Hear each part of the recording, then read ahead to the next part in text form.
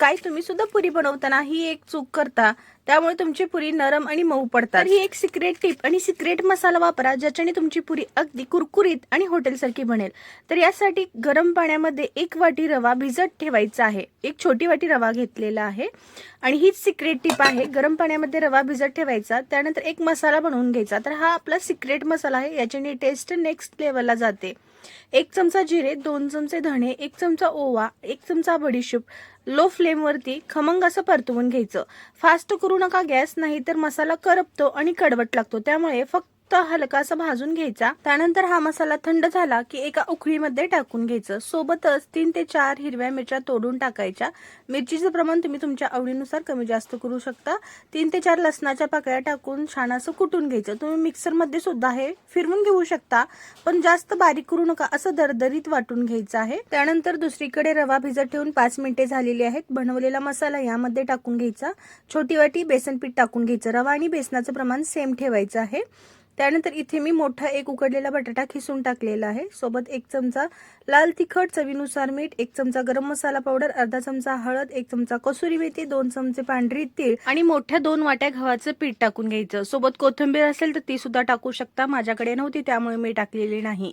आता इथं सुरुवातीला पाणी टाकायचं नाही, बटाटा टाकल्यामुळे यामध्ये भरपूर असं मॉइश्चर आहे, आपण त्यामध्येच पीठ मळून घ्यायचं। गरज लागली तर पाणी टाकून घ्यायचं आणि कणिक घट्टसर मळायचं, त्यामुळेच आपल्या पुऱ्या छान फुगतात। जर तुम्ही कणिक पातळ केला तर पुऱ्या अजिबात फुगणार नाही आणि जरी फुगल्या तरी त्या लगेच मऊ पडतात, नरम पडतात, कुरकुरीत होत नाही।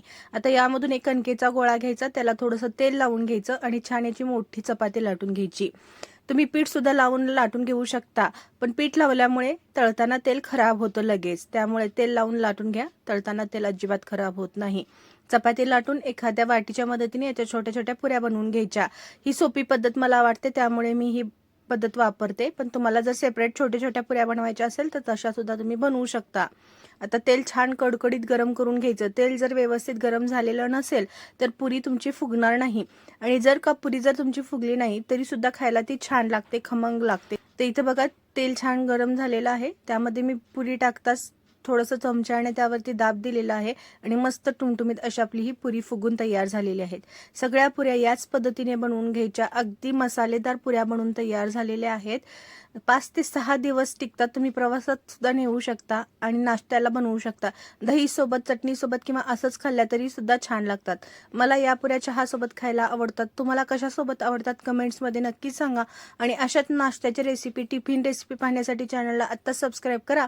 आणि भरपूर सारे आपले रेसिपीज आधीच चॅनलवरती अपलोड आहेत, टिफिनच्या रेसिपीज, भाज्यांच्या रेसिपी, त्या देखील सुद्धा नक्की पहा।